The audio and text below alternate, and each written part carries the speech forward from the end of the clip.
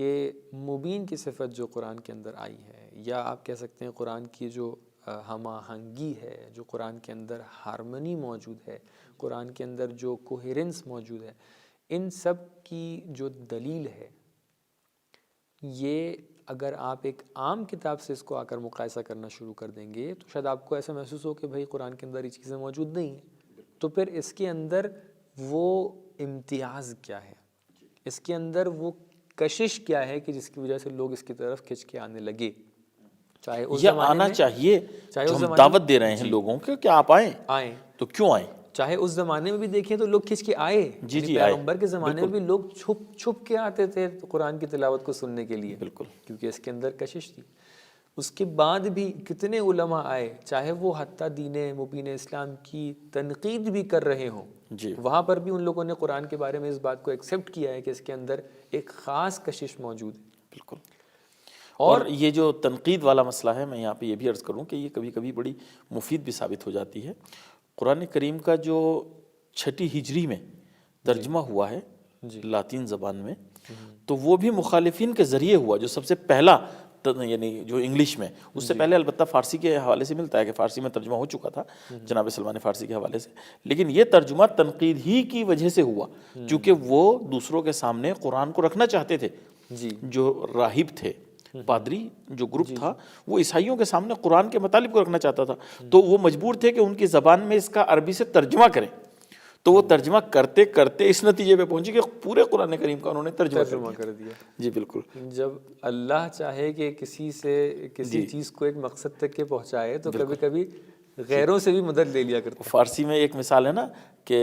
عدو شود سبب خیر گر خدا خواہد، اگر خدا چاہے تو کبھی کبھی دشمن بھی جو ہے نا وہ خیر کا سبب بن جاتا ہے۔ وہ تو تنقید کے طور پہ تھوڑے تھوڑے وہ پیش کرنا چاہتے تھے، وہاں پورا قرآن جو ہے ان کی زبان میں منتقل ہو گیا، اور نہ جانے اسی ترجمے کی وجہ سے کتنے لوگ ہدایت پا گئے ہوں۔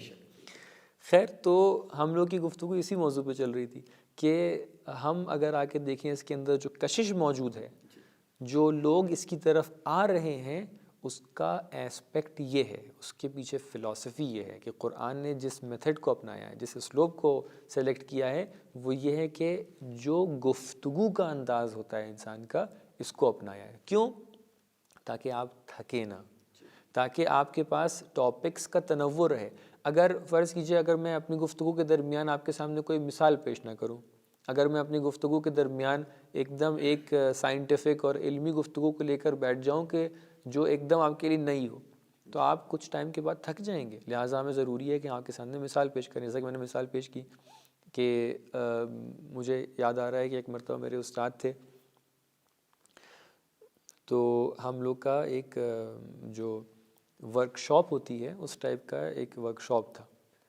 تو وہ درس اتنا بڑا درس ہے کہ جو ابھی تک کہ مجھے یاد رہ گیا ہے اور بہت کنیکٹڈ ہے اس گفتگو سے، میں آپ کے سامنے پیش کر دینا چاہتا ہوں کہ انہوں نے ورک شاپ صبح سے لے کے شام تک کی تھی، دن کا ایک وقفہ تھا کہ جس کے اوپر جو محاضر کا انتظام تھا، وہ نماز اور کھانا وغیرہ، نماز اور کھانا وغیرہ۔ اس کے بعد انہوں نے ایک تربوز منگوایا تھا، اور تربوز منگوا کے کھانا ختم ہو گیا، انہوں نے کہا کہ کھانے کے سارے سامان ہٹا لیے جائیں، اب دسترخوان پورا خالی تھا، اور انہوں نے لا کر ایک کافی اچھا تربوز بڑا سا لا کر وہاں پہ رکھوایا، اور انہوں نے اشارہ کر کے یہ کہا کہ جو بھی آپ میں سے اس تربوز کو ایسے ہی جیسے یہ رکھا ہوا ہے کھا لے گا، میں اتنی رقم اس کو انعام میں دوں گا۔ جتنے بھی لوگ وہاں پر موجود تھے سب نے کہا کہ نہیں، ایسے تو نہیں کھا پائیں، یہ تو ہو ہی نہیں سکتا۔ پھر انہوں نے یہ کیا کہ اس تربوز کے کئی حصے کیے۔ میں یہ گزارش کرنا چاہوں گا اپنے ناظرین محترم سے کہ یہ ایک پیغام ہے خاص طور سے ان لوگوں کے لیے جو ٹیچر بننا چاہتے ہیں، کیونکہ جو درس تھا وہ ٹیچنگ ٹریننگ ہی تھی۔ تو انہوں نے کہا کہ اس کے پیسز کر دیے جائیں، تو اس کے پیسز انہوں نے کر دیے۔ اب تربوز تھا تو اس کے چھلکے بھی اس کے اندر انہوں نے چھلکے کے ساتھ اس کے پیسز کروائے۔ پھر یہی کہا کہ ابھی یہ چھلکے سمیت بھی کوئی اگر کھا لے، جو وہ اپنا ایک حصہ بھی اگر کھا لے چھلکے کے ساتھ، تو ہم اس کو انعام دیں گے۔ پھر کسی نے نہیں کھایا کہ بھئی ہم لوگ چھلکے سمیت کیسے کھا لیں، تو انہوں نے کہا کہ دیکھا، علم کی جو کیفیت ہوتی ہے، جو انسان کا کنزمپشن ہے، جو انسان کو ہضم کرنے کی اس کی طاقت ہے، اگر اس کے تناسب سے اس کو نہ دیا جائے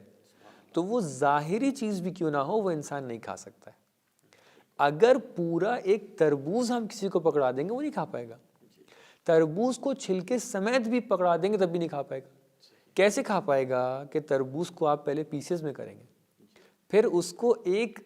ایسی حالت میں پیش کریں گے کہ جو کھانے لائق ہوگا، وہ بھی تھوڑا تھوڑا کھائے گا اور پھر تھوڑا تھوڑا کھائے گا۔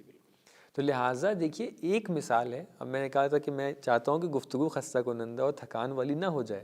تو لہٰذا ہمارے ناظرین توجہ کریں اس بات پر کہ ہم لوگ ہمیشہ ایسے ہی کھانا کھاتے ہیں، جب تک کہ کھانا پوری طریقے سے مہیا نہ ہو جائے ہم نہیں کھا سکتے ہیں۔ اللہ تعالیٰ نے جس قرآن کو آپ کے سامنے پیش کیا ہے، اللہ تعالیٰ یہ چاہتا ہے کہ اس قرآن کو ایسی کیفیت میں پیش کرے کہ جو آپ پوری طریقے سے ہضم کر پائیں، جو آپ پوری طریقے سے اس کو سلیکٹ کر پائیں، اپنے آپ میں اپنا پائیں۔ اگر قرآن ایک دم سے ایک کتاب ہو جاتی تو جیسے آپ 50 کتابیں نہیں پڑھتے ہیں اس کو بھی نہیں پڑھتے۔ اور اس کے ساتھ اگر مثال کے ہم تھوڑا سا اور ایڈ کر لیں کہ وہی تربوز جو ہمیں تناول کرنا ہے، اگر اس کے ساتھ ہم تھوڑا سا نمک یا مسالہ بھی تھوڑا سا فروٹ چاٹ مسالہ وغیرہ کوئی چیز اگر اس میں لگا دیں تو وہ اور دلچسپ بن جائے گا، اس میں اور لطف آئے گا۔ تو پھر یہی ہے کہ ایک تو ہم اس کے مطابق کہ جو ہمارا نظام ہضم ہے اس کے مطابق اس کو کریں، اور پھر اگر ان چیزوں کو بھی ایڈ کر دیا جائے تب پھر بہت لطف آئے گا۔ تو قرآن بھی یہی کر رہا ہے بالکل کہ یہاں پہ جو مختلف چیزوں کو ایک جگہ جمع کر رہا ہے وہ بے ربط بھی نہیں ہے۔ ہم یہ نہیں کہہ سکتے کہ ایک آیت آئی اس کے بعد جو آیت آئی ہے اس سے بالکل بے ربط ہے، وہ کبھی مثال کے طور پہ اس کو لا رہا ہے، کبھی کوئی دوسرا پیغام اس سے مربوط دینا چاہتا ہے۔ کتنی اچھی کیفیت ہے۔ اب آ کر ہمارے ناظرین یہ بتائیں کہ کیا آپ کو اب یہ قرآن اتنا اٹریکٹیو نہیں لگ رہا ہے؟ اگر کل کو آپ سے کوئی یہ کہہ رہا تھا کہ مثال کے طور پہ اس کے اندر تو آپ ایک ہم آہنگی نہیں پائی جا رہی ہے، تو آپ کہہ رہے تھے ہاں یہ بات تو صحیح ہے، لیکن اب آ کر اس کو اس نگاہ سے دیکھیے کہ نہیں اب عین ہم آہنگی ہے۔ اب اگر ایک ساتھ اگر قرآن کے اندر ایک جگہ پر ہر چیز کا حکم ایسے بیان ہوتا تو آپ کے لیے ایک تھکان کا باعث ہوتا۔ اگر ایک جگہ پہ انسان اگر اس کے اندر پوری بات بیان ہو جاتی، خاص طور سے اس وقت کہ جب یہ اسلام کو پہچنوانے کے لیے قرآن پیش کیا جا رہا ہے، خاص طور سے اس وقت جب نبی اکرم اپنی زبان سے اس قرآن کی تلاوت فرما رہے ہیں، اگر آپ ایک ہی جگہ پہ کھڑے ہو کے 10 گھنٹہ تقریر کرتے تو کتنے لوگ وہاں پہ کھڑے ہو کے آپ کی بات کو سنتے؟